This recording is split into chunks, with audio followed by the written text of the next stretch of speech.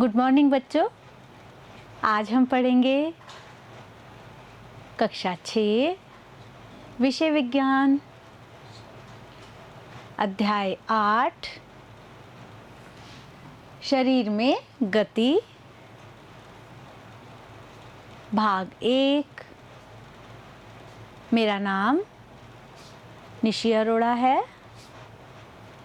और मेरे साथ हैं रामस्वरूप कुमार। प्यारे बच्चों, इस अध्याय में हम जानेंगे कि हमारे शरीर में कौन कौन सी अस्थियां पाई जाती हैं और हमारे शरीर में गति किस प्रकार से होती है। ठीक है बच्चों, शुरू करते हैं। हम अपने चारों ओर देखते हैं कि जंतु अलग अलग तरह से एक स्थान से दूसरे स्थान तक गमन करते हैं। जैसे मनुष्य पैरों से चलता है, कीट उड़ते हैं, मछली तैरती है, पक्षी उड़ते हैं। तो प्यारे बच्चों, अब हम जानेंगे कि मनुष्य में या कीट में, मछली में और पक्षियों में किस तरह से गति होती है। ठीक है बच्चों, मानव शरीर एवं इसकी गतियां। हम अपने शरीर के कुछ अंगों को तो स्वतंत्र रूप से किसी भी दिशा में घुमा सकते हैं। जैसे हाथ को, कलाई को, कुछ अंगों को केवल एक ही दिशा में घुमा सकते हैं। जैसे कोहनी को आगे पीछे ही घुमा सकते हैं, चारों ओर नहीं घुमा सकते। हम शरीर के विभिन्न भागों को उसी स्थान से मोड़ अथवा घुमा सकते हैं जहां पर दो हिस्से एक दूसरे से जुड़े हों। उदाहरण के लिए कोहनी, कंधा अथवा गर्दन। बच्चों, हम अपने उन हिस्सों को घुमा सकते हैं जहां पर दो हिस्से जुड़े होते हैं। जैसे कोहनी है, कोहनी पर दो अस्थियां जुड़ी हैं। कंधा, कंधे पर भी हमारी दो अस्थियां जुड़ती हैं। इसी तरह से गर्दन और सिर, यहाँ पर भी जोड़ अस्थियों का पाया जाता है। इन स्थानों को संधि कहते हैं। तो बच्चों, अब आप समझ गए होंगे कि जहां पर दो अस्थियां जुड़ती हैं उस स्थान को संधि कहते हैं। ठीक है बच्चों, हमारे शरीर में अनेक प्रकार की संधियां होती हैं। नंबर 1, कंदुक खलिका संधि। कंधे व जांघ की अस्थि में यह संधि पाई जाती है। इस प्रकार की संधि सभी दिशाओं में गति प्रदान करती है। बच्चों, आपको ये समझना होगा कि कंदुक खलिका संधि हमारे कंधे में और जांघ के क्षेत्र में पाई जाती है, जहाँ पर दो अस्थियां जुड़ती हैं। इस प्रकार की संधि द्वारा सभी दिशाओं में हम कंधे को या जांघ की अस्थियों को घुमा सकते हैं चारों ओर। ठीक है बच्चों। दूसरी संधि है बच्चों दुराग्र संधि। गर्दन व सिर को जोड़ने वाली संधि दुराग्र संधि है। इसमें सिर को आगे पीछे या दाएं एवं बाएं घुमा सकते हैं। नंबर 3 हिंज संधि।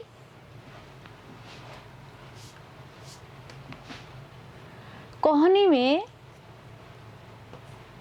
हिंज संधि होती है, जिससे केवल आगे और पीछे एक ही दिशा में गति हो सकती है। नंबर 4 अचल संधि। जैसा कि नाम से ही पता लग रहा है, जिस संधि में चलना संभव नहीं हो, यानी अस्थियों में हिलना संभव नहीं हो। हमारे सिर की अस्थियों के बीच कुछ संधियां हिल नहीं सकती। ऐसी संधियों को अचल संधि कहते हैं। ऊपरी जबड़े एवं कपाल के मध्य अचल संधि होती है। कंकाल। हमारे शरीर की सभी अस्थियां शरीर को एक सुंदर आकृति प्रदान करने के लिए एक ढांचे का निर्माण करती है। इस ढांचे को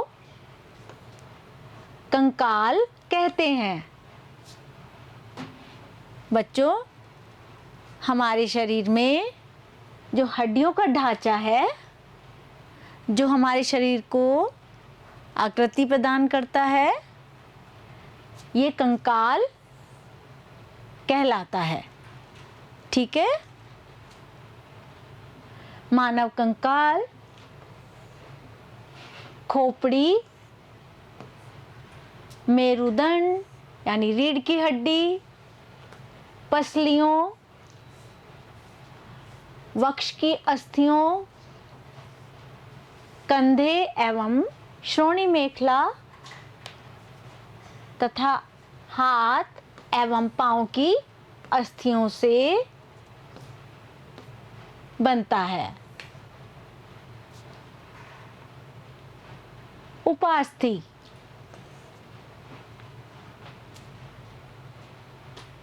कंकाल के कुछ अतिरिक्त अंग भी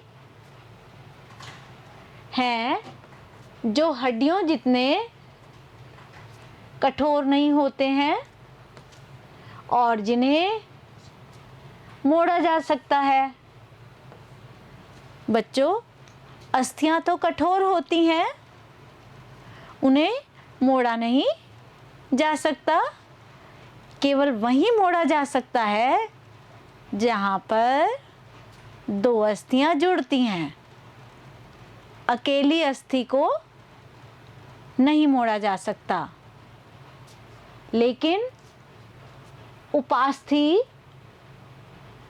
कंकाल के वो भाग हैं जो हड्डियों जितने कठोर तो नहीं हैं, लेकिन ये हमारे कंकाल का भाग हैं जिन्हें मोड़ा जा सकता है। उन्हें उपास्थि कहते हैं। जैसे कान, नाक में कठोर अस्थि नहीं, उपास्थि पाई जाती हैं। बच्चों, आप स्वयं अपने कान के ऊपरी हिस्से को छूकर अनुभव कर सकते हैं कि जो हमारे ऊपर की अस्थि है वह इतनी कठोर नहीं है जितनी हमारी हाथ या पैर की। ये क्या कहलाती हैं बच्चों? उपास्थि कहलाती हैं।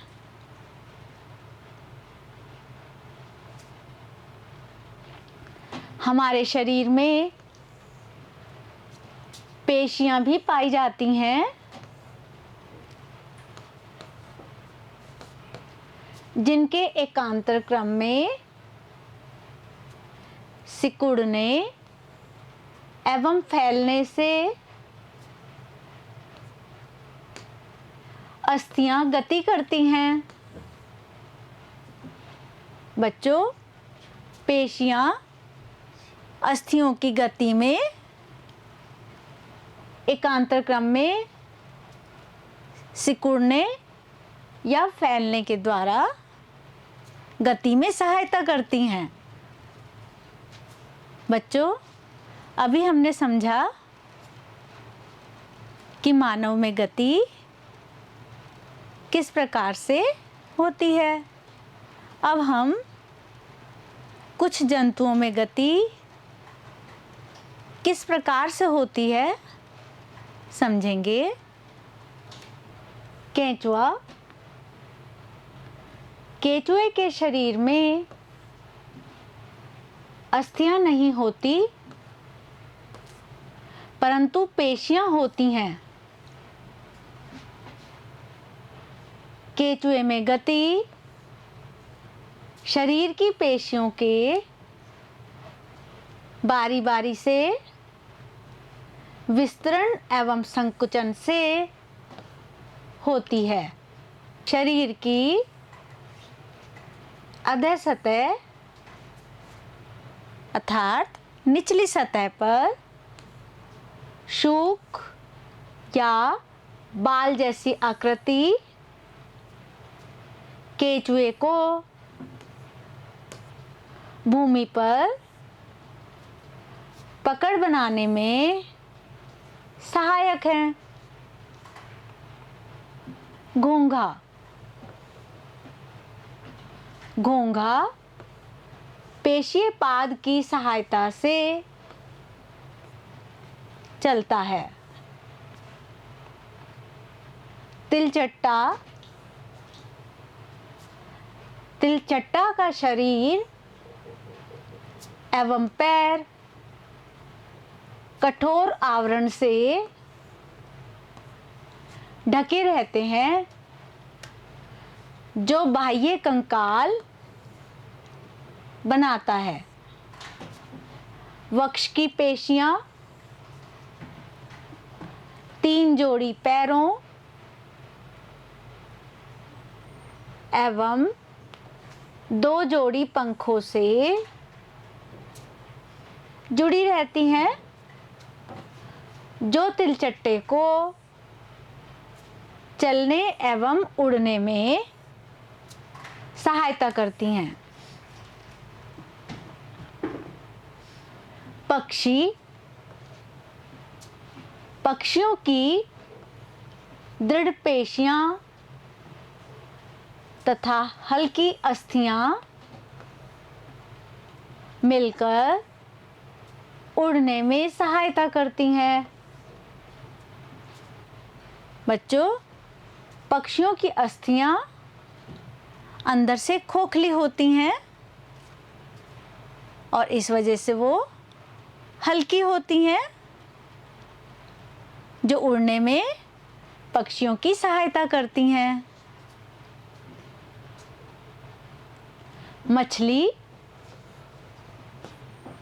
मछली का शरीर धारा रेखीय होता है, अर्थात बीच का भाग मोटा तथा सिर व पूंछ का भाग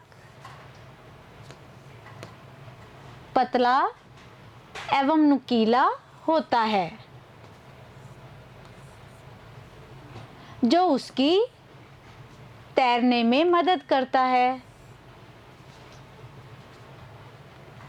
तो प्यारे बच्चों, अभी हमने जाना कि मानव में, केंचुए में, तिलचट्टे में, मछली व पक्षियों में गति किस प्रकार से होती है। तो प्यारे बच्चों, अब पाठ का सारांश यहाँ पूरा होता है। अब आप इस वीडियो को दोबारा देखना, समझना, कॉपी में लिखना। भाग 2 में हम इसके प्रश्नोत्तर करेंगे। ठीक है बच्चों, धन्यवाद, बाय बाय।